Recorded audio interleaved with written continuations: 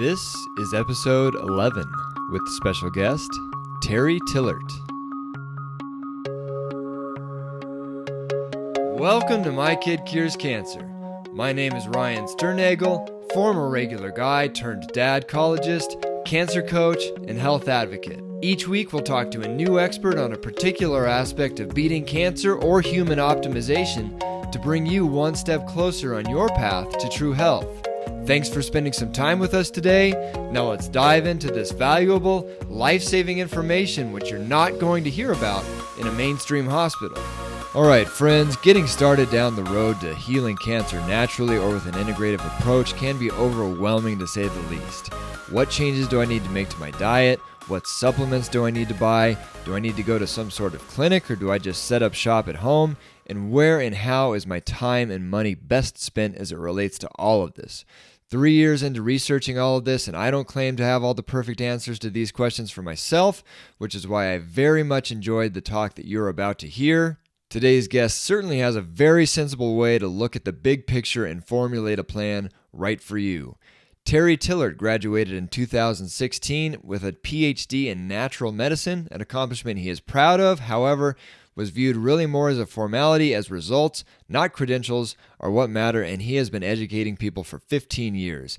He has produced many great seminars, including a North American speaking tour called Cancer, The Fear Ends Here, that reached thousands of people. He has shared the stage with many prominent experts and is also a featured expert in an upcoming documentary on cancer.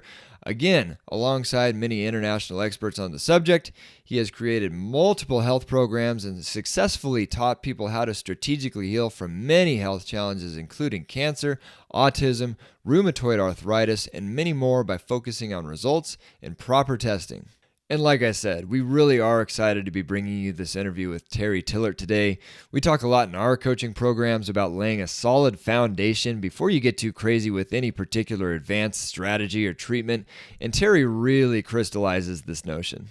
One of the most fundamental questions right off the bat, if you do have the option to, is will you be heading to a clinic or choosing to set up a command station of sorts at home? And Terry has some great thoughts on this.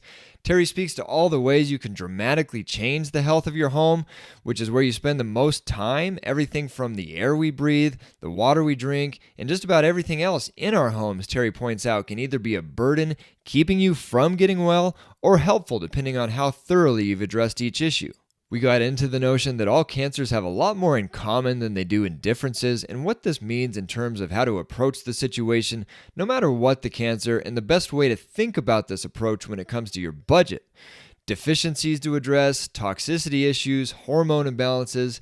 Terry lays it all out in a way that makes a whole lot of sense. Terry is also very big on eating a species-appropriate diet, and this is a very good interview to follow last week's with Dr. Patrick Vickers to underscore some of the points there and making quite a few of his own on the case for a diet high in natural food sugars, which you certainly will not want to miss. Now, welcome again to My Kid Cures Cancer, where it's our goal to bring all sides of the discussion on how to heal cancer and be truly healthy to the same table to give you one place to tune into for the most well-rounded perspective possible. This is a show for people going through cancer, by people going through cancer, inspired by my wife Teddy and I's experience with childhood cancer, bringing our son Ryder back from a stage 4 cancer diagnosis to the happy, healthy little boy he is today. If you aren't dealing with cancer and want to keep it that way, this show will likely be very helpful to you as well. We'll get to the interview with Terry Tillaart in just a minute here, but before we do, a couple items to note, starting with, that's right, you guessed it, the information you hear on this show is for informational purposes only and is not intended to be a substitute for professional medical advice, diagnosis, or treatment. If you yourself are struggling with where to start down the integrative road or have been on it for a while now and think you would benefit from a second set of eyes on what you're doing, and especially if on top of everything you're trying to figure out how in the world you're going to apply all of this to a childhood cancer diagnosis, I like to think we can be helpful in any and all of these situations. You can get all of the details on our coaching program on the Connect page of the website at mykidcurescancer.com/connect. If you would like to see this show stick around, or if you would like to see this show get better, you can literally be a very big part of that. Our Patreon account allows you to kick in any amount of your choosing every month towards this cause. This, along with the same from our friends, is already starting to add up, and over time will lead to the ability to do very, very great things with this show. I'll just leave it at that for now. You can find out more about that at mykidcurescancer.com/crowd sponsor, and crowd sponsor is all one word. All right, that's about enough of all that. Let's get to the interview with Terry Tillaart.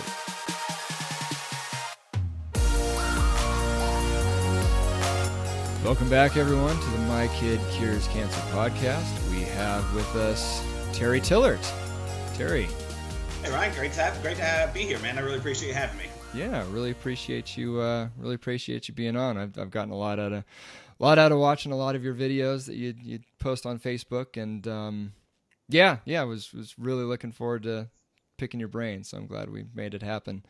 Yeah, let's dive in. But just for some context, do you want to let folks know all about Terry Tillaart? How have you came to be this guy posting these interesting health videos on YouTube and Facebook, and what's the background? Have you ever had to heal yourself of something crazy, or has it just always been a natural interest to you? And I had health problems when I was younger, but not major, not life-threatening health problems that did resolve themselves, which is great. But growing up, I played hockey, and hockey was life. Everything was hockey because I grew up in Canada, and I was playing at a high level, and we had nutrition trainers, and I took, all the high-level nutrition courses I could in high school, and I thought I knew everything: carbs, proteins, fats. I got this food pyramid. I know everything about health. And then I was reading a book from Tony Robbins, which was not about health, and he had a section on health within the book, and he just crushed everything that I thought I knew about health, just destroyed it. And it made me pause and think. I realized, okay, I bought that story hook, line, and sinker. I'm not going to buy Tony's hook, line, and sinker necessarily either, although I don't think he's risking his billion-dollar reputation on fluff, and he brought some good sources to the table. So I started researching what he had said in the book, and of course he was absolutely right. And that really, it pissed me off, because I realized that the textbooks, the institutions, the doctors, the nurses, like any pamphlet, any textbook we got, they were all in on the lie. And the lie was very manufactured and very clear, and I set me on a path for the truth. And that's all I want to know is the truth. Like, I've never had an attachment, or certainly much less than most people, to holding on to old beliefs for the sake of them. I don't even believe in beliefs. Like, beliefs can harm you in such a huge way. So I just, Tony always says that beliefs stand on a table, like 4 legs. And if you can, and you should always try and knock the legs out from under that table. And if you can, you should toss that belief aside and also ask whether or not it's serving you. So I became a zealot for the truth, and I started studying health. This was like more than 15 years ago. And then 2 uncles got cancer. One uncle wanted to live, the other one, not so much. One wanted milkshakes in bed and McDonald's while he was having chemo and was ready to say goodbye. The other one had just married into the family. And I watched how everyone around was being impacted. It wasn't just the sick person. It was actually much harder on the living. The stress that was going on with the living was the first time I ever saw my aunt happy. And he pulled me aside at a family gathering, even though, I hadn't been around that long, and I was young. But he pulled me aside and he said, listen, I know what you've been trying to teach everyone about health, and you're right. He said, and I've got cancer, and the doctor's trying to talk me into chemo, and I don't know what to do. He said, I'm really stressed about it. So I've got daughters and your aunt and all these other people. He said, I think I'm going to go get a little bit of chemo to get it under control. And then I'm going to come work with you. He said, I don't have all the answers, and you probably don't either. He said, but here's the question I have for you. He said, if you had cancer, what would you do? And I had to take a long pause, and I couldn't answer him. I wasn't at that place. I wasn't at that time. The internet wasn't popular at that time. It wasn't easy to research things back then. I grew up in a small town. I never heard of a naturopathic doctor. That was a foreign concept to me. And I said, man, Ray, I know for sure that that's wrong. I know for sure that that's wrong. And I know for sure I could send you on the right path, but I don't want the responsibility. I don't know what to tell you. And I hated telling him that. And he went in for some chemo, melted in his footprint for all practical purposes, and didn't make it out. But I saw in Ray, rightly or wrongly, I saw, wow, that could be my parents next. That could be my siblings. That could be me. That could be anybody around me. what will my answer be to them the next time they ask me, what would you do if you had cancer? And that hit me like a ton of bricks. I was like, why couldn't it be my parents? I mean, at that time, for all I knew, it could have been them. They didn't live perfectly. I was getting them to make some changes, but it could have just as well been them. And I said, well, the next time they ask me, I better have some real credible answers. Otherwise, I'll never talk somebody out of it. And this was someone who wanted to go that route. I'll never talk them into doing the right thing if I don't have answers. And I couldn't find experts when I went hunting for them, really. So I decided, I guess I better become that guy.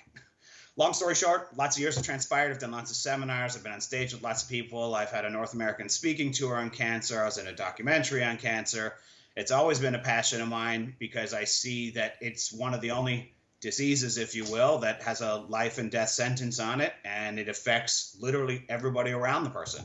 And if there's some way that I could prevent some suffering in some way, I guess I just had to be a part of that. So, over the years, it's been lots of ups, lots of downs. Lots of frustration, lots of research, and I'm always just trying to learn more about natural health. And I hate calling it natural health; it's health.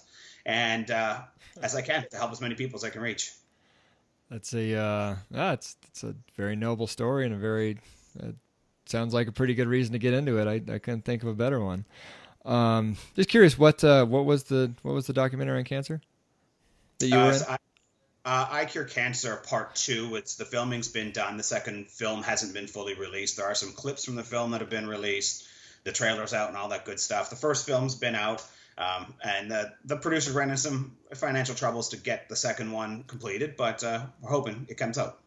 Yeah, all right. I saw the first one. I didn't know there was a second one in the making. Oh. There is. Very cool. Yeah, he just wrote to me a couple months ago asking if I wanted to do some new segments. He liked some of my videos that I've done recently on a couple different issues that he wanted to include in the next round of the film. So we'll see. Nice. All right. Well, yeah, like we were talking before, so my last interview was just with Patrick Vickers. He runs the Northern Baja Gerson Center, but it is a clinic. And, a lot of the Facebook videos that you post are, say something to the effect of it's more economical. It makes more sense to just get your home base set up at home and do the work there. So I thought we could kind of just talk about maybe what exactly that consists of in your mind, what the most economical bang for your buck way to approach cancer, I'll say, for the average person that doesn't have 30, 40 grand or whatever it is to go to one of those clinics. And with that, I suppose let's just get started. Terry, what is your approach to healing cancer? Well, it's a multifactorial approach for starters, and I want to go on record for stating that I'm not anti-clinic. I'm anti-clinics that are open to poisoning people. That's something I'm very, very strongly against. The last thing that a sick person needs is more poison put into their body. The adage, first do no harm, existed for a reason, and it's a principle I just refuse to violate. And I think when people are putting their trust in you, and some of these fancy clinics that are charging people extraordinary amounts, sometimes 100,000, are also willing to poison them. And if people wanted poison, they could go to their local hospital and get it.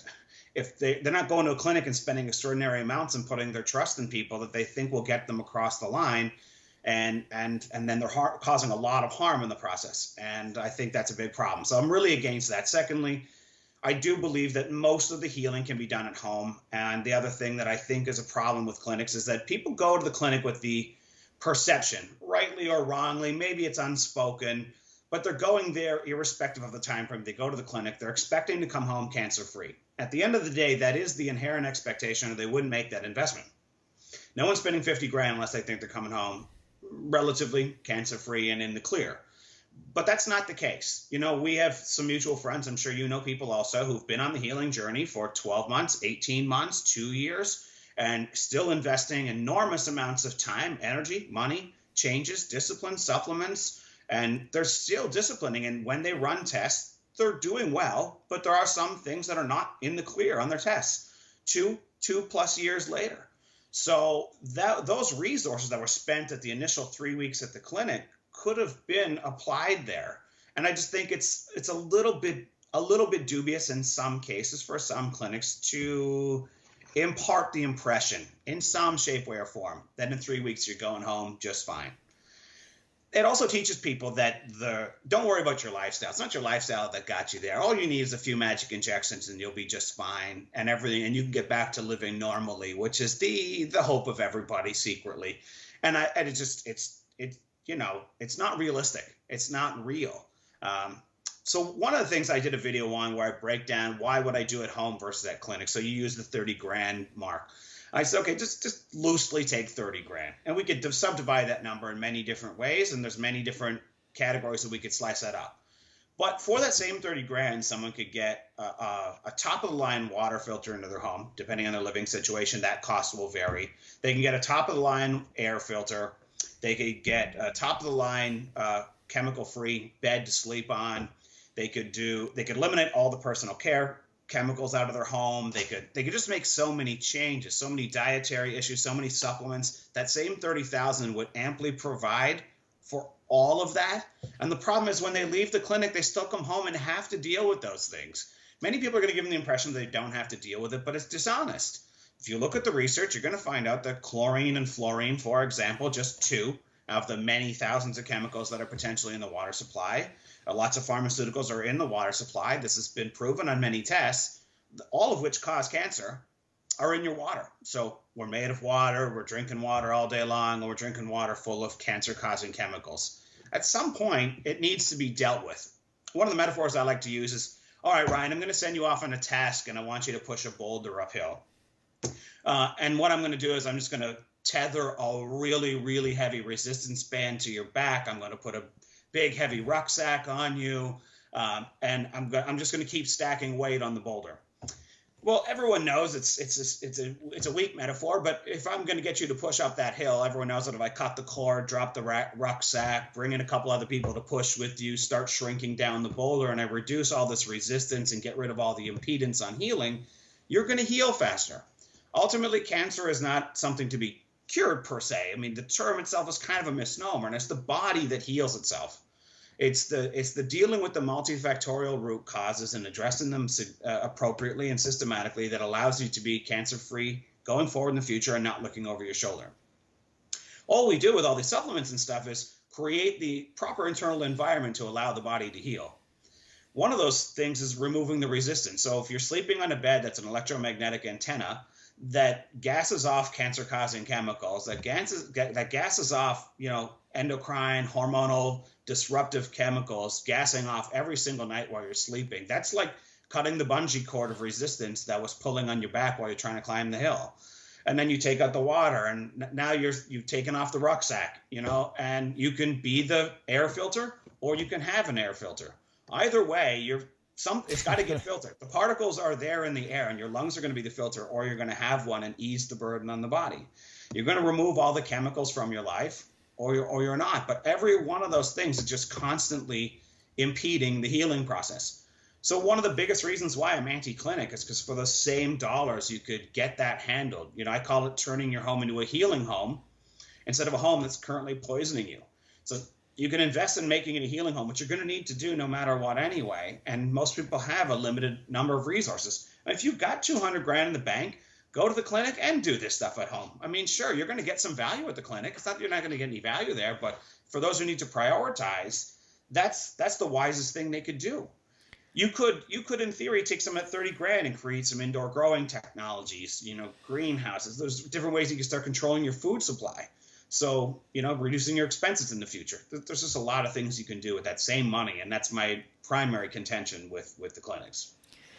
Yeah, and that's what I've always said. If I had unlimited money, then it would be crazy not to go to a clinic because then I could deal with all this stuff and get all the clinic stuff at once. It certainly wouldn't hurt. It'd be a good thing. But yeah, with only so much money, you're absolutely right. You still have to come home and address all this stuff and remove all those toxins and still keep buying the supplements and everything because Sure.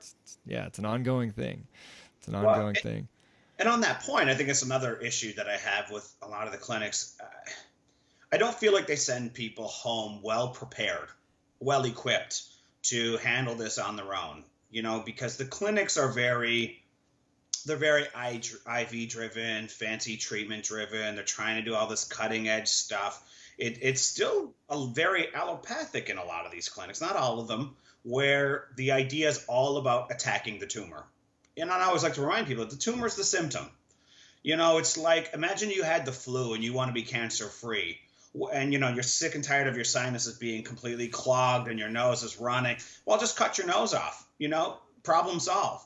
But did I get rid of the flu? I mean, when you feel terrible inside and out, cutting off your nose doesn't get rid of it any more than surgically removing a tumor, which is another great metaphor. Someone goes into the hospital, they got this breast tumor, they're a lifetime body abuser, which is, my loose term for them. So they've been abusing their body, like it's a professional sport, and they can go into the hospital that day and the doctor can cut out this lump or bump and they magically go home. And by the doctor's definition, they are now cancer-free. Well, tumor-free and cancer-free are not the same thing. And it doesn't equip people to heal and deal with the real root causes. When they're doing this fancy IV mistletoe at the clinic, I always ask them, did you get cancer from a deficiency in mistletoe? Did you get cancer from a deficiency in cannabis? I have my strong doubts. I mean, absolutely not in most cases, depending on which treatment we're going to put in to fill in the blank on that label. And therefore, it can never be the ultimate solution. Because why did you get it in the first place? There are lots of different reasons, and they all collide like a storm, and you've got to deal with every one of them because everything is a weakness. There are certain mineral imbalances that if you have them, forget about it. The research shows very clearly that the chance for cancer to metastasize is enormous based on that one simple imbalance. So if you don't correct it, that's another root cause. It's just like this big blind spot that nobody's seeing. But I've never heard a clinic talk about these issues. So, I take some issue with those things. It just doesn't bring them home well equipped. And for the record, I should say off the top of my head, the two people that have been on this show that do have clinics are, I mentioned Dr. Vickers and there's Dr. Wolf as well. And both of them I know are pretty big on education and making sure people get it before they go home. So they are out there, but again, it's how much money do you have and where is it going to be best spent? Out of curiosity, I know, clearly you talk a lot about water and air. Do you, within water purification and air purification, do you have, I know you do, a preferred method of technology? What am I trying to say for both those things? Like what's your favorite sort of water filter and air filter too? Both those technologies. What's the best in Terry's mind? Well, I've researched a lot of people who've researched this topic and spent their life on it, trying to figure out what conclusions they've arrived at also. The best way to learn something is to stand on the shoulders of giants. Yeah. That is the best way to learn something. And then if you challenge several different giants against each other, so to speak, in your own mind, of saying, okay, what sounds logically consistent, what sounds like it would fit in nature, what when I go through the logical conclusion process, which one seems to make sense? Because, you got to bring in all these different factors. And then also, what does the research data say? That's what I'm trying to do with this show on cancer. Right. And so, what I found out is, you need minerals in the water. That's the first important part. You need minerals in the water, but you need to remove the poison. So that leads you down the road to selective filtration. And selective simply means that you're trying to remove the poison and leave the good stuff in. So that's the first part. You want to leave the minerals in. Reverse osmosis, for starters, wastes an enormous amount of water. It's not creating healthy water for the person. It removes the minerals. Distilled does the same. At the end of the day, I can't justify it, and neither does Martin Fox or many other experts. The other thing that I try to impart on people when it comes to water filtration is that whole home water filtration is really important. I try to remind people, you breathe 3,000 times a day, roughly speaking. So if you're going to breathe 3,000 times a day, and I always go with people, how long can you go without water? How long can you go without food? How long can you go without air? And I break it down to show their level of importance. How long can you go without air? Not very long. 3 minutes if you're a pro. And you're breathing 3,000 times a day. So you only eat 3 times a day, roughly speaking. So if you eat 3 times a day and you breathe 3,000, let's at least put something in order of importance, some weight on that. Well, what happens is a lot of the chemicals, many people have heard the idea that a shower imparts more poison into the home than does the drinking water, which is a fact. It's about 50-50. But your shower only lasts for a few minutes and you drink all day. So it's a very interesting phenomenon. But what happens is it's the gassing off of chemicals during the showering process that contaminates the air. And so what another water expert imparted on me, which I didn't realize even until a couple of years ago, because I used to have a shower filter. He said, no. He said, you don't understand. The same process that happens in the shower happens in your dishwasher, happens in your laundry machine, happens every time the shower runs, happens every time you're doing dishes. Those gases are constantly poisoning your air. He said, in a lot of modern day homes, they're sealed so airtight now that those gases are just completely trapped in the home. And the only way to prevent that is to put a whole home water filtration system into the house, because now you can filter at the point of entry and none of those sources are happening. So, he said, like when the laundry machine runs, you're going to run on any remotely warm cycle. 98% of those gases are definitely being gassed off into the home. Wow. Okay. That was a blind spot of mine. Time to change that. So then if you do that, then I was cleaning up the air and the water. So I always see that as a great investment.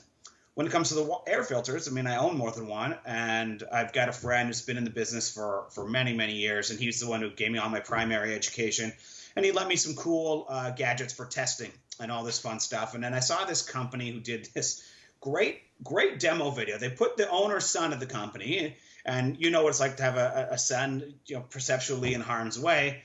They put him in this gas chamber, and the cops come in and fire off these tear gas type cannons into the chamber that he's sitting in. And he sits there and breathes really close, just outside of the air vent. And it took, I think, 11 seconds for the air filter to clear out all the gas completely out of the air. And he was completely fine by sitting breathing at the chamber. That wowed me. I was like, okay. That was awesome. If that's not theatrics, okay. So I was talking to one of the guys at the company. Explain this to me. I want to talk to some of the guys who are in charge of the science of the company. I don't want to talk to the customer service rep. Let's chat about this. So he started telling me this stuff, and I said, well, would you prove your claim then? Would you send me some kind of way of some kind of testing equipment? I'll put down a deposit or whatever you want, and I'll send it back. But I want to do some testing with the equipment. So they send me off some testing equipment. And then I would take, these rooms. So we put it in a room. You run the air filter. You take a particle count before. You take a particle count after. And this machine, in less than 30 minutes, was clearing out 95, 98%. And the only thing that impacted it was how well sealed the room was. So if the room's got air leaks, which ours does, it's an old home, that would reduce the number slightly. But you could tell immediately that particle count just falls precipitously as I'm measuring it. Because I don't mind investing in my health. Never had a problem with that. I've always seen my health as a wise investment. I don't see it as an expense. But wasting money? Who the hell wants to do that? I don't want to waste money. So I just want to know that I'm spending a good investment on something. And so those are things that I've checked out, and I love them. So with that particle count, does that take into account the what am I looking for? Airborne microbial, fungus and stuff like that. If that is an issue and you're concerned, and in your home, because I know a lot of companies are either impregnating their filter with silver, or they're doing some sort of zapper thing where it comes in and heats them up or zaps them with laser or whatever. Does the machine you're talking about have to take that into account as well? Well, the machine that I use has finite capacity for what it could test, but it did test a lot of different particles. Is it perfect? Did it test everything? I wouldn't say that. I probably would need to get a variety of different equipment. One of the reasons why I like this particular machine is there's some separate cartridges in there that are designed to pick up a broad spectrum of chemical gases, which is one of my concerns. I'm not as concerned about dust mites and weird little stuff. I'm very concerned about the off-gassing of modern day furniture, of other chemicals, of the bed, I'm very concerned about those things because, again, the more air sealed tight the home is, the more susceptible you are. And there's some accumulation that's happening. So every piece of furniture, paint, everything you have in your house is constantly off-gassing. It's nice to have an air filter that is absorbing those gases. So to me, that was huge. We've got pets, and anyone who's ever seen animals, their entire life is governed and driven by their nose. They're incredibly sensitive. So whatever we're sensitive to, they just magnify that by 10,000. So the last thing I want to do as a responsible pet owner is subject them to lots of chemicals. When we did some kitchen renovations, we sought out Green Guard, as clean as we could find for any of the products we were bringing into our home, just to minimize the chemicals constantly. And I just can't stand the idea that I would poison my family deliberately if I could control some of it. It's never going to be perfect, but I can control what I can control, and I feel the responsibility to do so. So you do as much as you can. Yeah. Right. Yeah. You do all that you can. We're going to be in the home, especially since my wife and I, we both work from home. We're in the home easily 2/3 of our life. And I think even the average family is. People say, yeah, but you can't control what goes on when you're down by the highway. Yeah, but what percentage of time of your life do you spend there? Where are you spending the bulk of your time, and why not just control what you can control? This is within your control. The bulk of the time is within your control, so why not do that? It's like my battle with people to get them to disable their Wi-Fi router. That's all, because it's it's everywhere else. So what does it matter if it's in my home too? And it's like, well, that's the majority of the time you're spending in your home, so it makes a big difference. Yeah.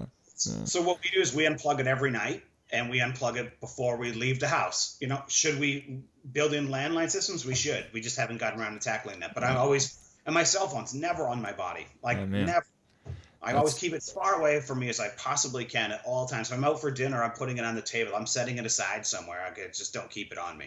Oh, it's an easy project for you. So we look kind of crazy to someone walking into the house, I'm sure, but we just have our Ethernet cables just kind of tacked, up running up against the wall and on the ceiling, and just go into wherever we need a computer or internet connection. It's it works. And I'm sure the water filter and the air filter that you like are probably, I would venture to say, on the website. And we'll be sure to link to those in the show notes at, what's that going to be? mykidcurescancer.com/Terry-Tillaart. Terry, spell your name for everyone before we forget. Yeah, Tillaart. It's a mouthful. Okay, so let's assume that we've done everything we can to remove the toxins from our home. What's your approach, from there, as far as actually going about reversing the damage that's already been done? The supplements or whatever else. Do you customize based on particular cancer? Do you do any sort of testing, or is it the one size fits all approach in your mind? Where do you go from there? Well, I think the first thing when people understand is that part of the sales pitch and a part of the programming in our culture, and it serves oncology extremely well financially, to sell the idea to everyone that their cancer is extremely unique. I had a friend of mine make a post about these 4 statements that every single person she's ever heard who had cancer heard the same story, and almost word for word verbatim. And when she showed it to me, I was like, yeah, almost everyone I've ever talked to said the same thing. Some slight variation is the same thing. Your cancer is rare. It's special. You're lucky. The best oncologist we have happens to be free on Tuesday. You better hurry up and get in there before you can think about it. It's all these things to make it sound rare, special, unique, and how you need the utmost care and you need it immediately. The truth is cancers have infinitely more things in common than they have in difference. I mean, it's wildly more in common than they have in difference. There is going to be some variation, absolutely. Is every person going to have, a vitamin D deficiency necessarily when they have cancer? No. But so we educate people on how they can go run tests to go see if that's one of the issues that they have or not. Is every person going to have hormones playing a big role in their cancer? No, not necessarily, but that's when we're going to go test for those specific things. I think at the end of the day that everyone does well on a clean diet. I advocate very strongly for a species-appropriate diet. Every human, from a gastrointestinal, anatomical, biochemical evidence standpoint, if we were analyzing them from mouth to anus, the deviation is so minute, it might as well be non-existent. It's less than a percentile. I mean, it's tiny. It'd be like 2 millimeters of deviation. It's like puzzle pieces that fit or they don't fit. So, those things don't change. I do a 2-hour big lecture in my program about testing. Again, a big section of that is which tests cause harm and why to never sign up for them, no matter who's putting pressure on you, and that those tests are not near as advanced as the doctor wants you to believe. And those are great billables for them, but I wouldn't recommend doing a test that causes harm. And I give them a long list of tests, all pros and cons, by the way, all wild pros and cons. There's no perfect tests out there, and it's a very troublesome issue. Everything is subjective. Every test seems to give you this one piece of data, this one piece of information that you've got to kind of somehow tie them together and look for patterns, whereas other tests give you some very specific data. But, you know, when a standard routine blood test at the doctor's office tells people so little in most cases, unless there's something extremely wrong. I've seen people like on their deathbed come back with pretty decent blood tests. You know, so I'm like, what is this? So unless they've got some serious imbalance, it doesn't show up in those things. So people get this false sense of security. They took an imaging scan, which I don't put that much weight on, and then they did a simple blood test, and the doctor says, go home, you're fine. I tapped your hammer, I hammered your knee, I groped you and made you cough, and you're fine. As if that is any form of objective evaluation as to whether or not someone's healthy. That stuff always mind boggles me. But anyway, so the testing, I talk about the pros and cons, and then I help people just try and weigh where their priorities should be. Because again, for 90+% of people easily, it comes down to budget. Well, if you want to do 33 tests and spend thousands of dollars, here's a buffet of tests you can go do. All of them provide some valuable data sets. If you want to do some really simple tests that are imperfect but might give you some indication of where you stand, here you can go do this one. You know, like take the Navarro Test, which is measuring for HCG hormone.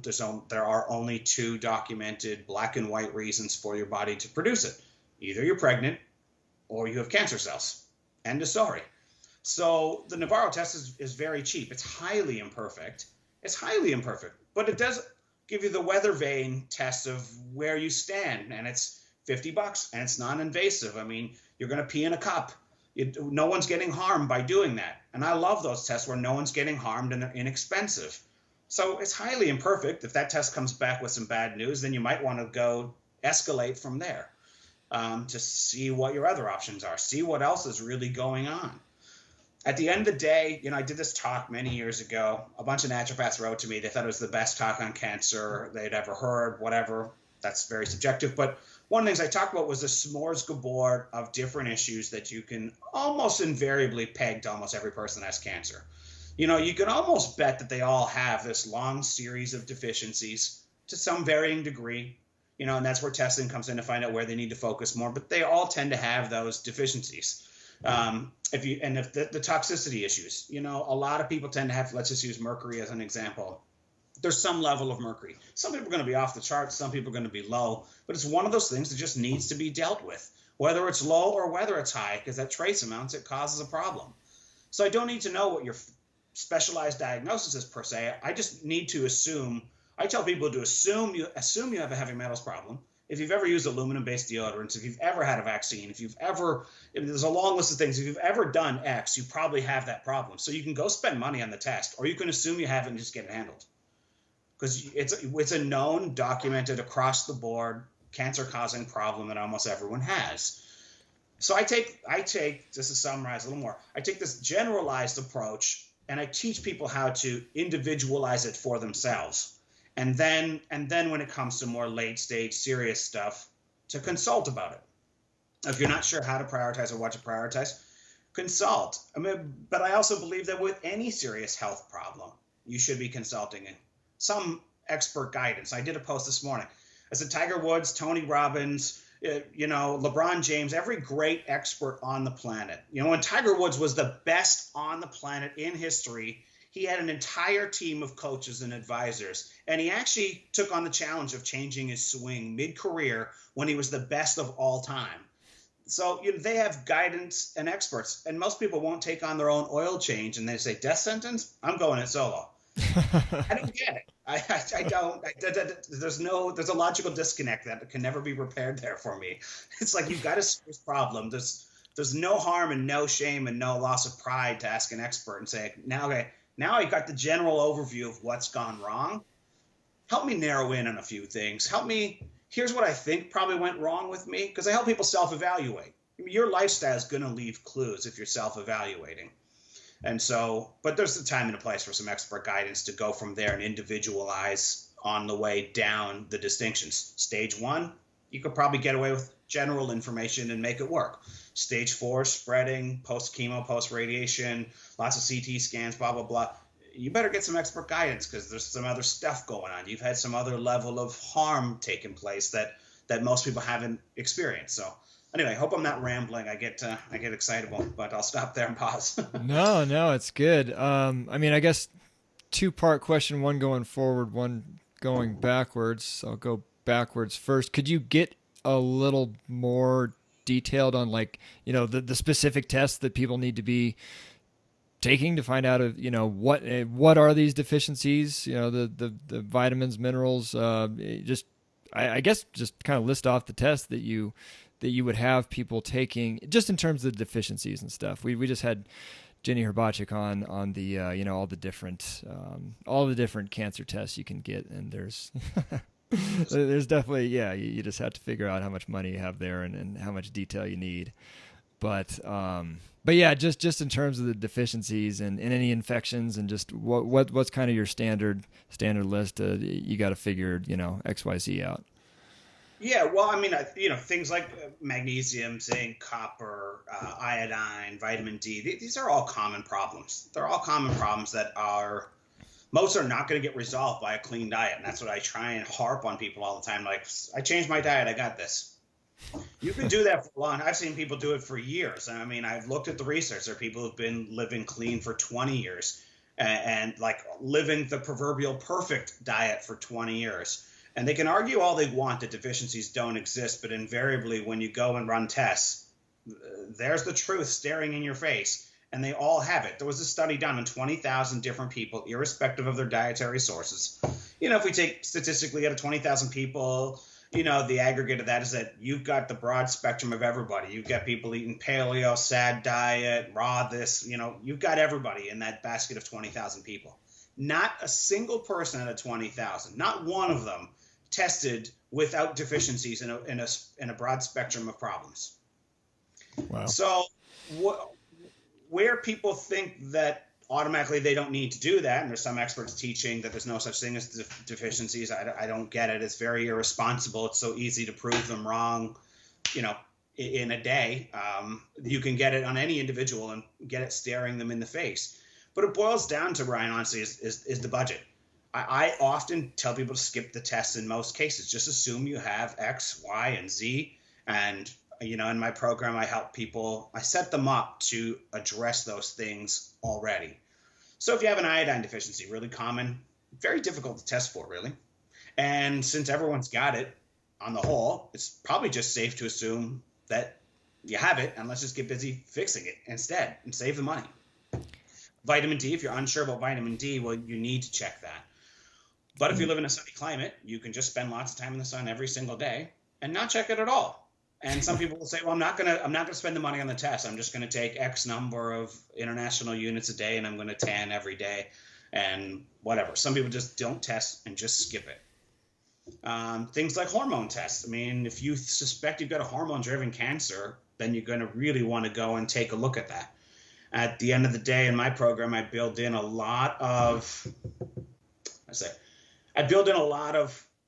ways for them to correct their hormones anyway.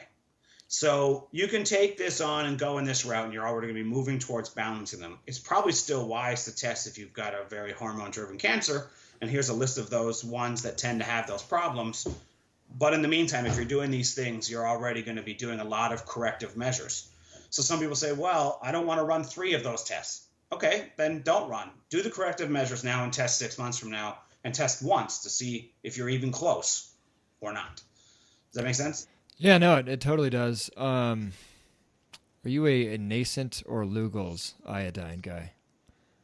Well, nascent for sure. I mean, Lugol's is not bad, yeah. And it's wildly more inexpensive, which is nice. Yeah. You know, so it has its time and its place. If you're on a severe budget, I mean, get some Lugol's iodine. It's far better than having no iodine. Yeah, no, I still see people, you know, recommending Lugol's, and it seems like the case is closed there. But anyway, just wanted to check. If you're on a budget, Yeah. if you're on a severe budget and it's just one of those things you don't want to ignore because you have the problem, it's better than doing nothing. It's definitely better than doing nothing. But I think Nason's superior, but it's also, a lot more expensive. Yeah. But Nason's what's in my personal cupboard, if that answers the question. It does. It does. Yeah. And on the corrective measures for the hormones, I'd be curious to hear, kind of what the general sense of what that would be in your mind, above and beyond, the standard super good diet and all that good stuff. Well, it can get complex, and I don't want to give a one size fits all advice because I don't want to be irresponsible and have people doing the wrong things. But for example, in a lot of female related cases, they've got a serious progesterone deficiency. So one might argue that it'd be wise to simply go and get your hands on the best, most natural progesterone you can and start getting your progesterone levels up, given that is one of the primary causes. The other issues for why hormones are off could be varied. Some of it's lodged, toxicity that's lodged. There's all these, again, getting the heavy metals out, all these different issues. And a lot of things that I do is correct the vitamin and mineral deficiencies and watch what your body does. Anytime we think we're outsmarting nature, we really need to have some real pause as to whether or not we really ever are outsmarting nature. There's a lot of fancy supplements out there, some of which have provided some very real benefit, but a lot of them, I scratch my head and say, I don't know. I've got these advanced audios in my program where I talk a lot about advanced supplements, but at the end of the day, I still scream at people to go back to the fundamental audios, because if you haven't dealt with those, none of the other matters. And why are they skipping it? Like, don't skip that. If you've got a finite budget, there's only a limited number of things that you're going to discipline doing in a day. Stick with the fundamentals. And people always write to me, I'm doing all these things in your aggressive audios. I'm like, how about the other stuff? The other stuff is the stuff that matters light years more. Just take, zinc or any of these minerals. They impact hundreds and hundreds of chemical reactions in our body, hundreds and hundreds of balancing functions. Think of like a production line that's you're trying to put together robotic pieces, but there's all these pieces missing every single time. And so the entire production line just halts, and it can't move and it can't do anything until the next piece comes in.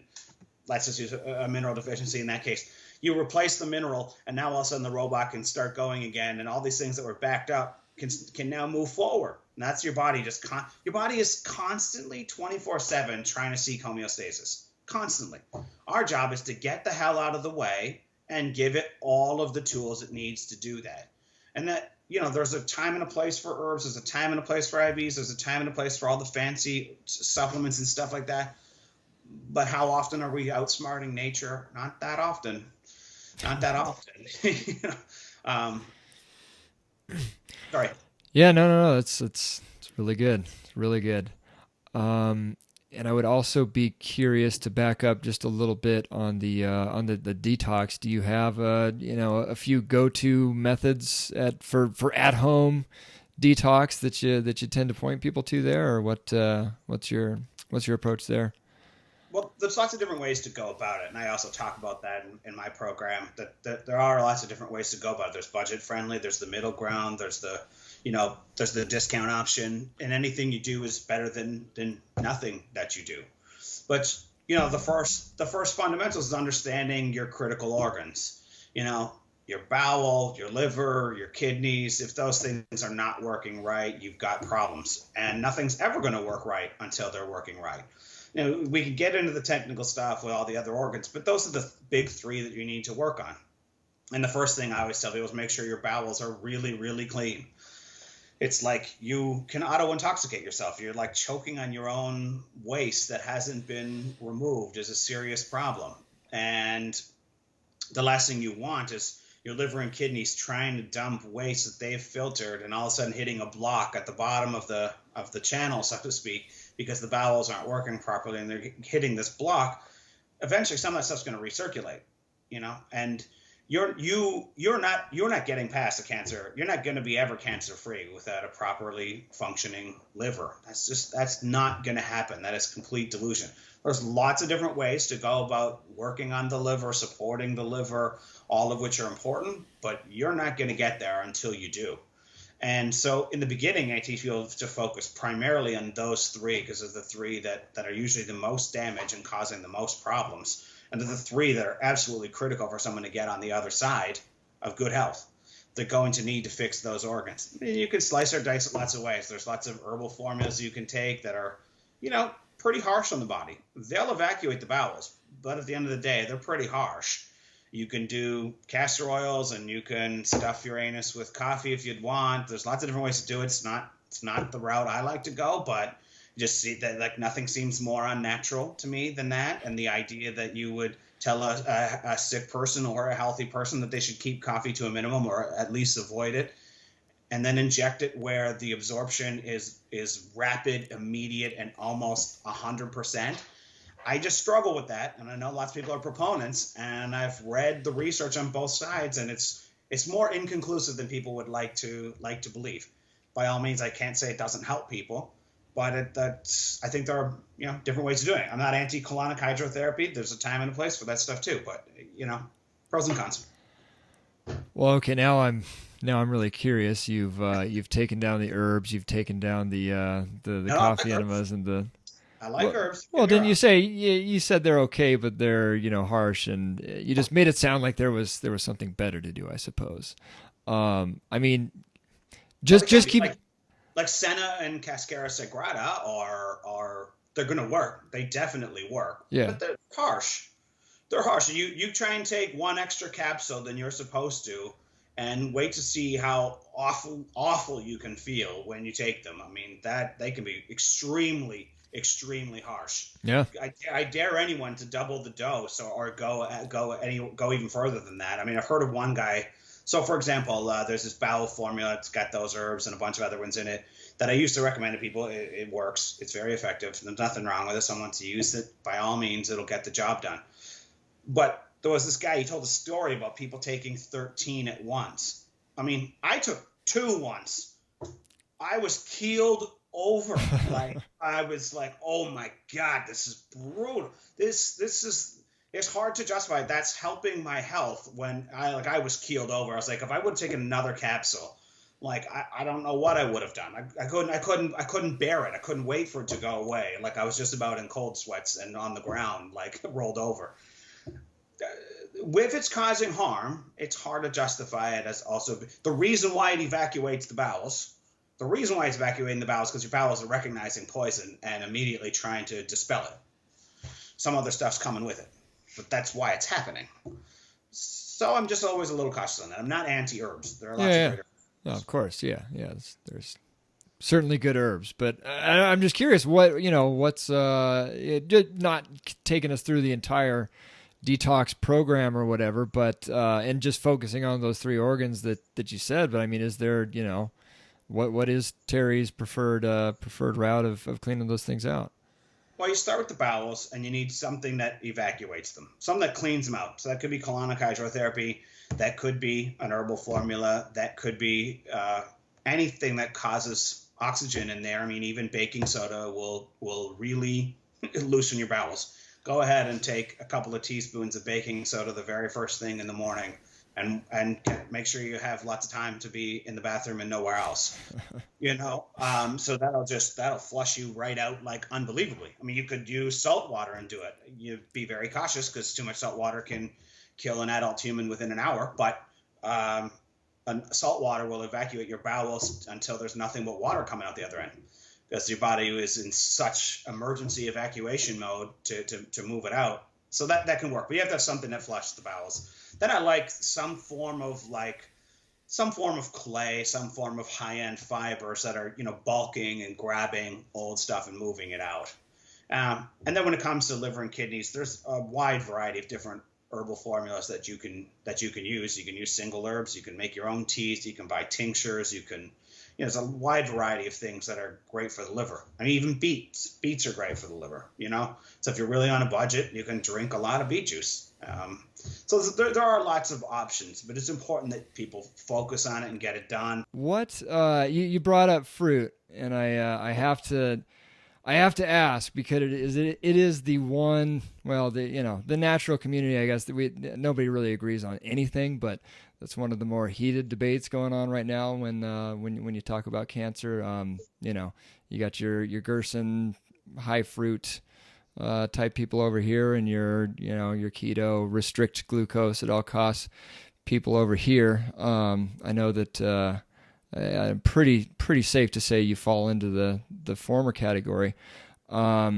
What's the reasoning there that that's your approach? Well, the first thing I like to tell people is this is not about my approach. It's not about my opinions. It's not about my beliefs. It's not about what I want to be true. What I want to be true is the theory of humans as omnivores. Love the idea. Who doesn't love that idea? I can eat anything I want so long as it wasn't made in a chemistry lab, and I'll be doing just fine. That would serve as a wonderful justification, and it does for billions of people, that humans can basically eat anything they want and get away with it. Who doesn't want that to be true? I absolutely want that to be true. I grew up a meat and potatoes guy, and I've had all kinds of chapters and iterations along my health journey learning about what was true. I once believed that so long as it was raw, it was automatically the healthiest thing you could be eating. That's not true either, I've come to learn. So, you learn and you progress. Originally, I was in the state where, okay, I don't eat too much of this meat, and I only eat the farm-raised organic meat. I've gone through all of those chapters and justifications. What I've decided over the years is a big part of my brand, my messaging, my everything is about being objective first, like brutally honest, objective. What is the first principles argument we can come up with to figure out what is actually true? Like most things, if you follow them to their logical conclusion, the truth is always revealed also. Take, for example, I recently took on created this huge debate. Of course, I had lots of science to back it up and lots of common sense of this idea about dry fasting being good. I think it's the most horrendous, irresponsible idea in the world, and those promoting it are going to end up in jail soon. Someone is going to have a serious health problem at some point in time, and someone's going to go to jail over it. But my point was, if it's so good for you, and here was my challenge then, if it's good for you, if dehydration is good for you, why don't you go in the accelerated program and chug lots of salt water? It'll get you to the end point a whole lot faster. You can dehydrate yourself super fast, and why not? And nobody will take on that challenge, of course, because if you follow any pattern of dehydration, you follow to its logical conclusion, it's death. The body can only go a very finite period of time without water, and it doesn't take very long before you get into critical problems. So I would never recommend that, just to give an example of following something through to its logical conclusion. The other thing is all dietary stuff. A lot of people always like to hang their hat on what they want to be true if you eventually ask them, and I like to tell them first. I like to do this sometimes in debates. Tell me first what you would like to be true in all honesty, because you learn a lot from that. And secondly, give me the criteria for which you will change your position. So if I can provide some form of criteria for you for where you will change your position, then I'll know that you're intellectually honest and logically consistent. And when the conversation never tends to go beyond that point, of course. They don't want to answer that original question. I'm like, well, if I'm going to engage in a debate, let's just be fair and honest. Otherwise, we're just wasting our time. And you're telling me what you want to be true, and I'm telling you here's some objective evidence. So let's take meat, one simplified explanation of it. If every carnivore and every omnivore on the planet, without exception, produces the enzyme uricase, and it is the enzyme designed to break down animal flesh, and humans were designed to do so, why don't we produce it? And people will tell you the same flip of that coin. People say, well, fruit's bad, you shouldn't eat fruit, and sugar feeds cancer and all this nonsense. Pitalin is the enzyme designed to break down fruit. Only frugivores produce pitalin. Humans produce pitalin. And only frugivores produce pitalin. And we do not produce uricase. So if we left the conversation two very basic, rudimentary, completely opposing ideas, and left it at that, there is no answer that follows for why that is. And people say, well, we've evolved to do this and that. Now we're talking about cultural customs again. Where is the evidence? Show me a human that's evolved to produce uricase. I'll be waiting here till the day you and I, long beyond you and I, are already in a casket. But my point is, if humans evolve, show me where the uricase is. And then people say, well, we're designed to eat the seafood. Okay, I want just everything that every species on the planet when it comes to their diet. No species on the planet cooks their food. Humans have to first accept that. Secondly, every single species on the planet can do every amount of their sustenance can be done with the natural tools they were born with. No mechanical objects necessary. Nothing external necessary. So that has to be one of the logical reasons for how we deduce what the human frame was designed for. Can you strip down and catch a tuna? And I said, I'll give you $10 million and a million tries, and you can put the video on YouTube every single day for the rest of our eternity, and I want you to strip down and go and catch a tuna for me. And of course, no human is capable of the task. Whether you believe in evolution, whether you believe in God, whether you believe in, doesn't matter what religious affiliation you have to believe that somehow we should have the mechanical tools to at least get the task done. My cat does not require mechanical objects to eat animal flesh, and we feed our pets a raw food diet. I hate doing it. I hate it. I'm an animal lover, but I also, and I don't eat meat, so the idea that I feed it to them is mind-boggling, but we have an entire freezer for that because I have to honor that is their species-appropriate diet. And if they don't get their species-appropriate diet, they're going to have real problems. So then people then say, okay, well, people have been cooking food forever. Then why is it if I feed my cat, the quintessential carnivore, by every definition, the quintessential carnivore, anatomy, mouth to anus, is completely carnivoristic and wildly different from humans. If I feed him cooked meat, he gets very sick very quick. Explain that to me. Then when people say, I said, anything that you must cook has to be the purest definition there is of an unnatural food source. You must cook it to consume it. If you take chicken into your kitchen, they warn you about bacteria, about washing your hands, how you can't touch it, can't eat it, make sure you boil it, don't cook it this way, don't cook it make sure you cook it right. You can get salmonella and you can die from it even after it's cooked and all these other problems. That is the definition of an unnatural food source. If I give it to my cat, he eats it completely as is. And if I cooked it for him, he would be sick.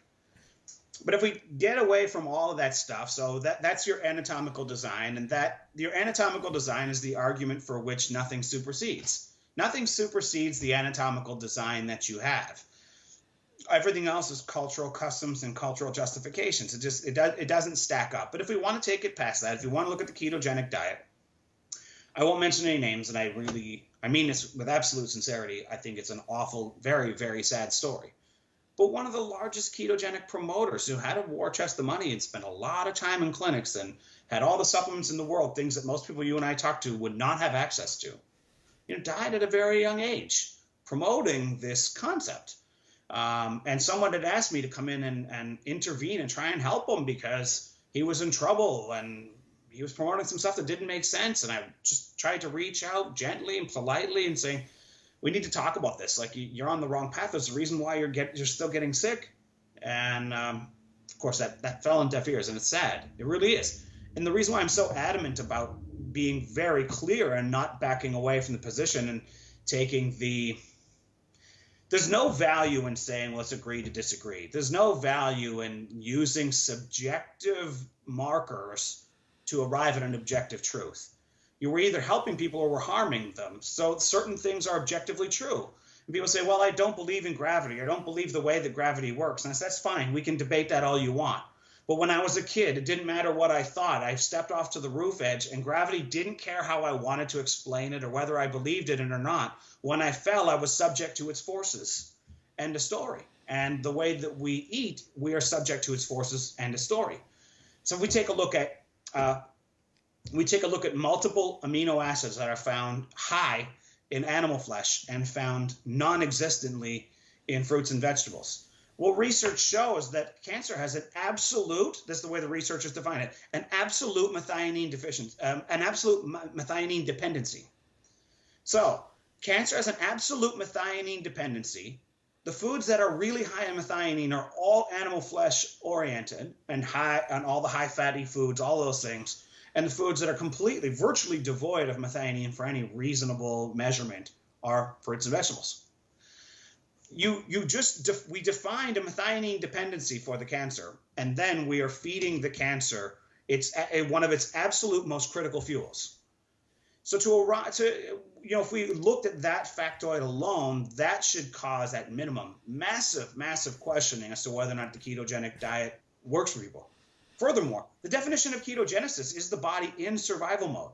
That is the mode the body goes in when it's in survival mode. That's not the thrival mode. There's a difference between thriving and surviving. Like, I always like to remind people that since the day of classifications have begun, and wise people along the path have always come to the identical conclusion that humans are primates. Again, biblical or evolutionary things all set aside, from an anatomical standpoint, we are still classified as primates. It wasn't the other primates that read the wrong textbook. You can't go to a bonobo or an orangutan and explain to him if he just steamed his broccoli and went to more broccoli barbecues, he would improve his health. It's nonsensical. Anyway, I've done some very, very lengthy videos on this, and of course, within my cancer program, I go on this very long explanation. And I use methionine as one example, but there are also several other amino acids found in those things that are huge, well-known, well-documented cancer progenitors. And none of those things exist in fruits and vegetables. So I guess that was going to be my next question was, you talked about the enzymes necessary to break down flesh versus break down fruit. Where do vegetables and like nuts and seeds and stuff like that fall into the equation, just from that kind of enzyme perspective? Well, the long and short story, again, let's just use the primates as a simple example. Most of the things we call vegetables in our society are not things that, any other species really eats, and certainly the primates don't. So all this emphasis on veggies is categorically misplaced. What the primates do eat a lot of is leafy greens. They eat lots and lots of young, tender, leafy greens. So there's another hint from nature. And again, when we think we're outsmarting nature, we really, really need to double check our own ego and human arrogance. Just because we have all these mechanical tools doesn't mean we can or should do something. I can strap a couch to a Lamborghini, and it will get it from A to Z, but that hardly makes it a moving van. What was it anatomically designed for? The primates eat a very small percentage of their diet in nuts and seeds. So by all means, we can. And we have many other mechanisms for digestion, the dental structure. I'll reframe this a different way. I went to go see one of our naturopathic animal vets, and we go there to get vaccine exemptions for our pets and occasional acupuncture and stuff, because our dog is 16. So he's an older boy, but he's doing great, still goes hiking with us and everything. But I was there with her, and she says, "Terry, I just came across this thing. I was reading this blood type diet, and I haven't lost the weight since my last pregnancy, and I'm struggling. And what do I do with this?" And I said, "Well, there only are." She said, "I know you know the answer, so please just clarify, just demystify this and end it for me quick." I said, "Okay, I'll do it quick." I said, "Christine, if I were to bring in a snake for you to treat, would you have to run tests on its blood type before you prescribed a diet for it?" She's like, "No." If I brought a horse in, would you have to run blood? No. A cow? No. If I brought in a dog or a cat? No. Are you running tests to prescribe a diet for them? She's like, "No, of course not." I'm all like, "If I brought in a chimpanzee, would you be running tests to find out whether or not we?" She's like, no. I'm like, "And why?" She goes, "Well, you're making me think of my lessons when I was in school about dentin structure, stomach acid, length of the ratio of the intestine to the torso and all this stuff." And I said, "Well, exactly." I said, and what would you feed them all? She goes, "A species-appropriate diet." And I said, "And if you were to go back to your textbook notes and look up all the things you know about anatomical digestion of your chimpanzee and did the same with humans, what conclusion would you arrive at?"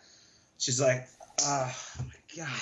You just ended like 4 decades of confusion by asking me 3 simple questions." She goes, "Of course, it's so obvious." Because I always said there's two blood types, healthy and unhealthy. There only are 2 blood types, healthy and unhealthy. And that's one of the reasons we talked about testing earlier. I love live blood analysis. The interpretation of it is wildly subjective, but it's so objective in its truth-telling capacity. And I did these live events with people where we would take, and only about 4% of people have healthy live blood when we run tests on them. And so I would do these live events, and we'd bring in these people, and we would find the people out of the 4%, that was me and one other person in the audience at this one particular event. And I said, okay, your doctor tells you milk does a body good. We're going to put that theory to the test because live blood is hyper responsive. I mean, it doesn't lie and it changes within seconds. So I said, I need you to chug some milk. I said, I can't bring myself to do it. There's no way I can do it even for this demonstration and for science purposes. Like, the thought is making me gag. He's like, I'll do it. So we have this before and after test. He chugs milk, and of course his blood is just hemorrhaging. And then we took people with blood problems, and then we would use things like essential oils that would, open up the flow of blood in their bodies. And we would do a before and after test, and live blood would show you instantaneously what was true. So it's a fantastic tool. And I don't know why I brought that up. I derailed myself from my own point, but we talked about testing earlier. It's a test that I love to do with people. And it doesn't measure deficiencies and stuff, but it doesn't lie either.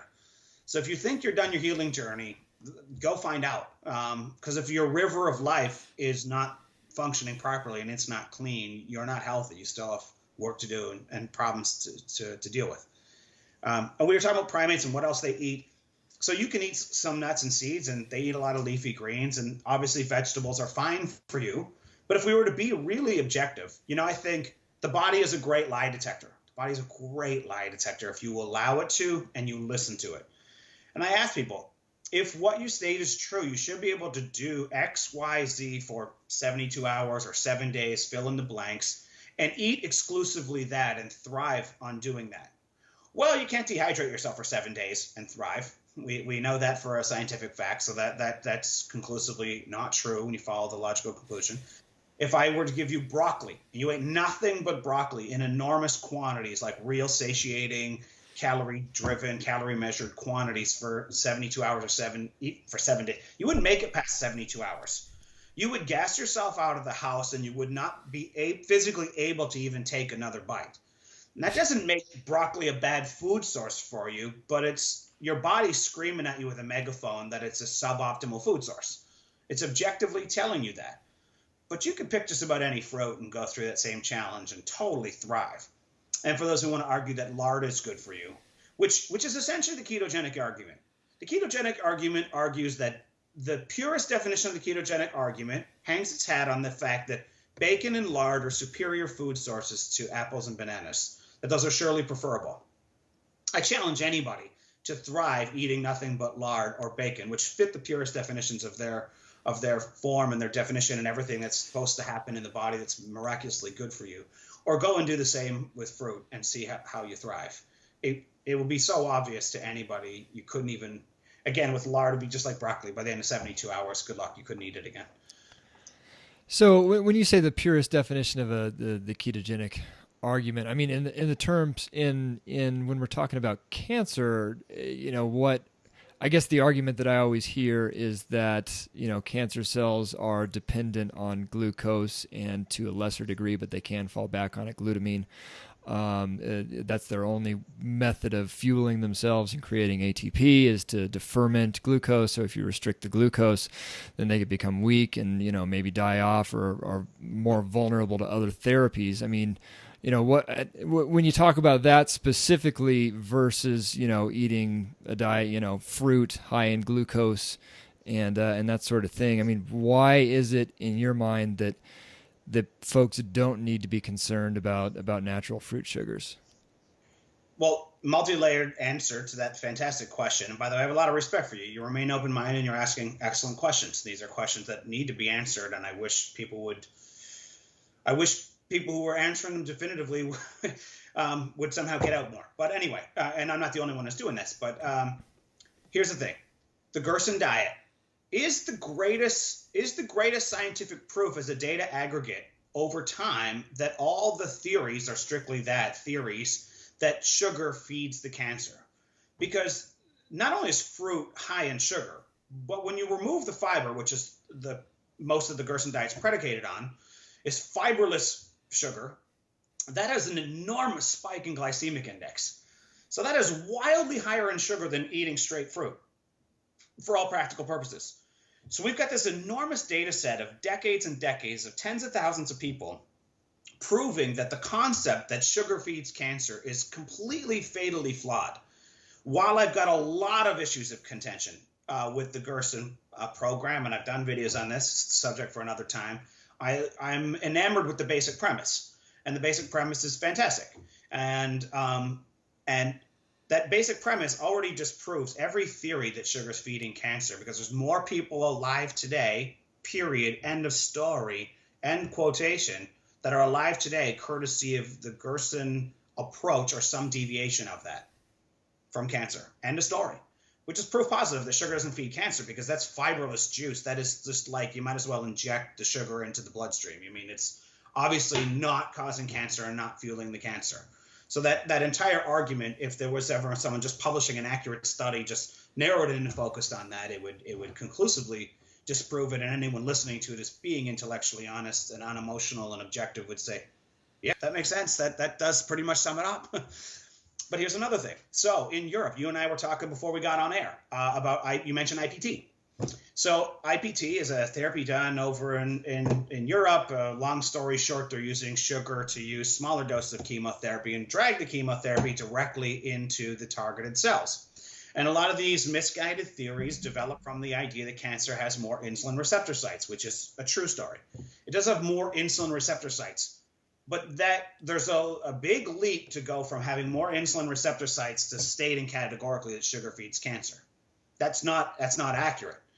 Secondly, insulin transport from a dietary standpoint. Insulin transport is always highly impeded when there is a lot of fat in the bloodstream. So that's also another major knock against the ketogenic diet. Insulin transport does not function properly on a high-fat diet. There's ample science to prove that. But when we take the IPT concept, they're taking sugar to drive chemotherapy directly into these cells. What they're doing there is showing that's a great transport mechanism. Fruit is nature's chemotherapy. Fruit is nature's IPT. What the fruit sugars do is drag all of these anti-cancer compounds, and I've never pulled up research on any single fruit once in my life that didn't have cancer destructive compounds. They all do.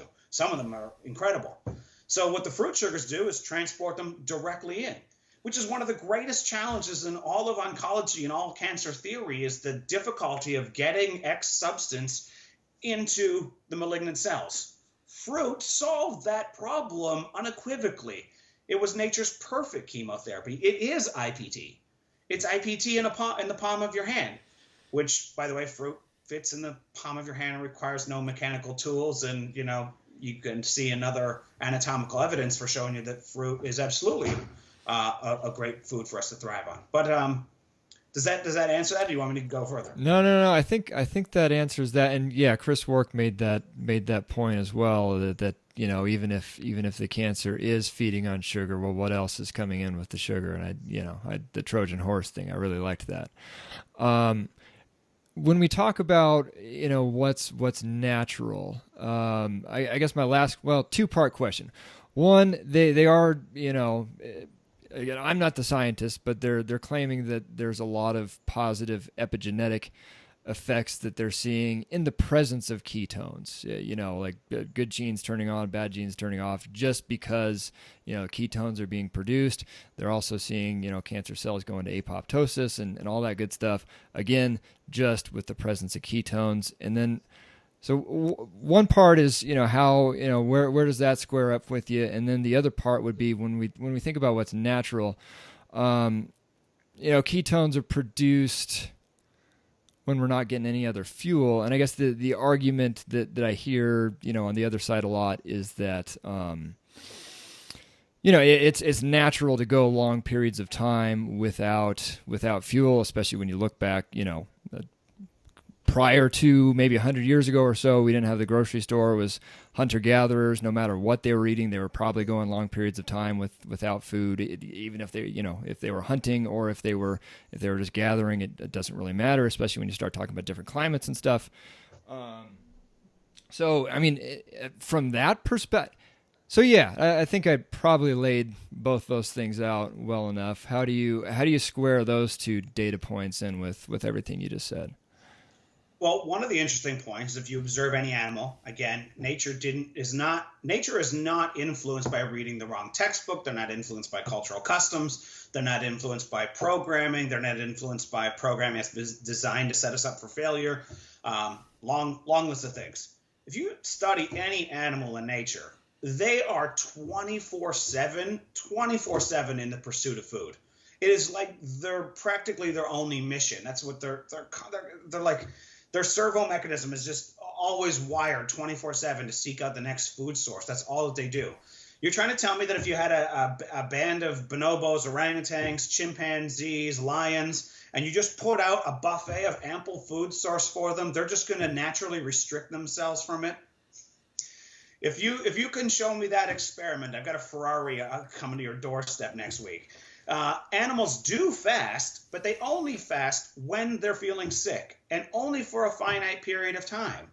They only fast during a finite period of time when an animal's sick. Again, humans, take notes. Is there a time and place for humans to fast and to let the body be fueled by ketones? Yes, those are called small intermittent healing periods of time.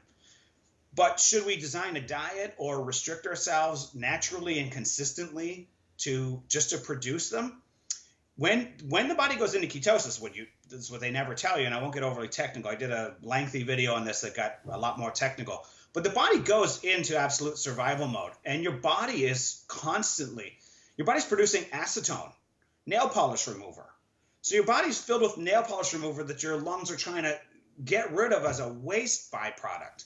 Does anyone think that they would improve their health anytime by deliberately going to drink or inhale or even topically apply acetone? Nope. But the sheer fact that animals would never restrict their calories in nature unless they were ill is total destruction of that ketones argument. Again, it comes back to the Lamborghini argument. Just because we can, it doesn't mean we should. You know, when people say, well, what is this eating large amounts of fruit in a day? A tiny bonobo that's very small compared to you and I would eat significantly more fruit than us humans do if the food supply was given to them easily accessible right in front of their faces. They would chow it down and they would not restrict themselves. That does not happen. All animals are opportunistic. Even the chimpanzees, when they consume, which is the less than 3% of animal flesh, they're doing it in opportunistic situations because they're hungry and always looking for food source, and they never turn down an easy food source. They just never do.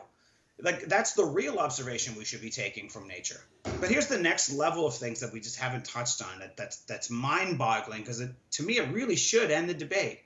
There's no food chemistry textbook in the world, and there are lots of studies on PubMed that amply show consistently, objectively, all the time, never fails, that if you cook animal flesh, you are creating cancer-causing compounds in every single case. It doesn't matter. It doesn't matter if the food is organic and properly sourced. Those cancer-causing chemicals are still being created. And the sheer fact that you must cook them to consume them was another glaringly obvious hint that's just so hard to be intellectually honest and unemotional about and overlook. To overlook them simultaneously, if you're just trying to be in an unemotional state and objective, you're like, yeah, that's kind of a knock against chicken. I mean, it'll kill me if I'm not careful with it. And I can't eat it as is. Like a real carnivore just bites through the trachea. Is there any humans doing that? A carnivore bites through the trachea. When you want to talk about beef, are you going to tell me you're going to jump on a cow's back and trying to bite into its hindquarters? It'll swat you off like a mosquito. Like you're going to challenge a bull head on? Are you kidding? That's not going to happen. Some of these pigs are 500 pounds. Like without mechanical objects, you don't stand a chance. So these brave anthropologists who went against all this great anthropology stuff wrote a great book called Man the Hunted. And they talk about through all the history and all the real archaeological evidence, men weren't hunters. They were the hunted. We were tiny. We had no mechanical objects. We were prey animals to almost every species. So, yeah, but the spears and stuff. For starters, the historical record shows that maybe, for being generous, let's say 60,000 years that they existed. I challenge anyone to go out into the forest right now, find a wild chicken and carry their spear and try and sustain yourself and make that your total sustenance for the next 30 days and see how you do. I'm going to go to the tropical islands and forage for fruits and vegetables that are growing naturally in my habitat with no mechanical objects. And we'll see who's thriving at the end of 30 days. Well, so the cancer compounds are caused by cooking. You've got glutamine, methionine. There are other amino acids that have all been linked to being cancer progenitors in them on its own. Ketosis is a survival byproduct that also produces lots of acidic waste. That is also very difficult in the kidneys. Your lungs have to go in compensation mode, and your body's producing acetone. You're putting your body in survival mode. So yes, in the presence of ketones, short term, but that's like, does our body repair while we sleep? Yes. Is sleep important? Who could ever argue that sleep wasn't important? Of course sleep's important. Our body also produces melatonin while we're sleeping, but that's not a good reason to take melatonin supplements all day long, even though melatonin's highly anti-cancerous. Like our body is doing it during those fasting times. Those intermittent fasting times would be like when you're sleeping. That's the natural time for ketosis. That's a natural time. It's not that they're all inherently bad, but there's so many layers of argument against it. And there's so many, let's take one more last layer and I'll stop and pause. I see you have a question and I'm excitable. I apologize. But, Dr. Greger, for example, I've read enormous and like hundreds of thousands of studies, but I also read them on a wide variety and a broad spectrum of things. Greger only reads nutrition studies. That's all he reads. And he arguably, he's probably read the most nutrition studies of any human alive on the planet. And that's basically all that he does. He will tell you conclusively, there's no debate about it. And anyone who's ready to take him on in a debate better come very well prepared. He talks consistently. All the studies show that vegan blood is 8 times more anti-cancerous than non-vegan blood. And low fat, high carbohydrate, if it comes from proper sources, diets win in all the studies, and that's exactly what they advocate for. And he shows countless studies where all kinds of different derivatives like NEU5GC. So those who want to argue about insulin and its relationship to cancer, there's this sugar compound, if you will, found in animal flesh only, which is shown to be extremely cancer promoting. That is found in animal flesh only. And it causes more of an insulin spike than fruit does. So it just layer after layer after layer. We could continuously dissect this thing ad nauseum for hours, and I don't want to monopolize the conversation or make it about that. I'm sorry, I get excited. No, I mean, this is, the show's just me standing on the shoulders of giants and trying to figure it all out, and just, coming from the perspective of the guy that had to figure it all out and is still trying to figure it all out, and that this is the first kind of 101 question that people are confronted with is what's the deal with sugar at the end of the day. And I didn't want the whole show to be about ketosis versus fruit either, but it is easy to get excited about, like you said. Last question though on that, like, I right now, we live in Utah, and it's summer now, so there's a bit of vegetation, but it's still not a whole lot. It's a desert type area, especially in the mountains where we are. Actually, it's more desert in the valley. But anyway, come winter, I mean, if I were to look around and try to find some fruit, that I don't know where I would go to do that. Are you saying that I just, that we just inherently, this is not a place where humans should live? Well, humans originated in the tropics. All evidence points towards that. What we do for migratory geography purposes, what we do for survival versus thrival are two separate arguments, and I think it's important to separate those two things. Migratory geography does force certain survival things. Fortunately for us in 2017, we aren't faced with those challenges. We've got a food supply that amply provides all year round for everything that we need and want. There's enormous amounts of waste with fresh produce, hence why the frozen section is growing all the time. Those are foods that are usually picked at absolute ripe peak perfection and then frozen for preservation purposes because they would have went bad otherwise. So we have frozen fruit all year round. That's often better than the fresh stuff that we're getting. So we do have access to fruits and vegetables all year round. Historically, lots of cultures did lots of canning, pickling, especially pickling. There's lots of fermentation and stuff that goes on. That was designed to keep plant food sources year round. That's why lots of sprouting and dehydrating has always been done, because that provided people with lots of year-round food sources, because hunting was damn near impossible and an enormous risk. And if people had to sustain themselves on that, forget about it. They never would have made it, realistically. And, there's another anthropologist that did this thing where they looked at, hominids for 12 million years. The only evidence of food on their teeth for the entire 12 million year period was fruit. So that should tell us something. It wasn't the hunter-gatherer stories were being sold. They're being sold to us for very different reasons than we imagine, and they're not accurate. So yeah, year-round. Someone asked me just the similar question recently, and they said, would I take an unnatural food source versus a suboptimal perfect food source? And I'll take the suboptimal perfect food source every day. So if my bananas have been picked prematurely all the time, it's unfortunate. But a banana, fruit digests so easily. If you and I were eating a peach, the first half of the peach is in my bloodstream before I've even eaten the second half. It's effortless digestion. It was the original fast food. It was the original instant food. It's instant food. So if you were to compare, the fact that your body processes it in that fashion is another layer of enormous evidence if we're being objective.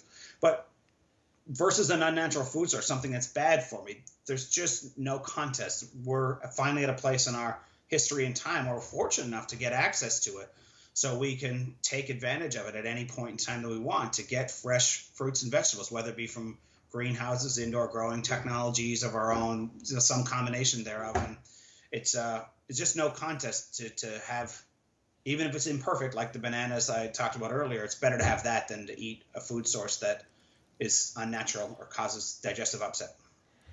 Well, what I've been saying lately is, I'm trying to be the middleman between both sides, and at some point, I would love to, maybe get some debates on this show, and I know where I would come back for, at least for this side. So. Well, and I got more layers if you ever want to do that. My only thing, it just comes down to what's the criteria for where you change your position, and what do you actually sincerely want to be true before we start the conversation. Because if someone doesn't provide that, then it's never really an honest debate. Because I've made many posts over the years say, show me the human that produces uricase, show me the human that produces 1,000 times more stomach acid than a normal human. There's a whole series of criteria. Just show me one. I'll change my position in a heartbeat. That some people have evolved or designed, or their backgrounds or their blood type. Just show me some evidence for it. I'll change in a heartbeat. But no one produces it ever. And I always state all these criteria for where I'll change. Just show me where that happens. And if it's not produced, that again, I hate to use the word scientist, but as a scientist, that's exactly what it's got to come down to. There has to be objective criteria for which you hang your hat. Otherwise, I don't know. Well, so yeah, if you ever want to do it, well, it could be very interesting and fun, and there's many more layers to this onion that we could peel. And I apologize if I went on a little too long with it today. I got excited. No, that's that's what the show's all about, is trying to geek out on some of this stuff and get to the bottom of it. So no, it's been great. Two final questions I always ask everyone that comes on the show. One being, if you had to boil everything you knew about everything down into 3 golden rules on how to stay healthy and disease-free, or possibly become healthy and disease-free, what would those 3 rules be? Ooh. Live a chemical-free lifestyle. That's always been a huge thing of mine. It's so easy to do and has such an impact on us. There's lots of science showing the chemicals are harming us. Eat a species-appropriate diet, and live according to nature. Exercise is always found in nature. The idea that humans think that exercise has become optional, so many health professionals that think exercise is optional, boggles my mind. So I would say those 3. I like it. And they're pretty good ones.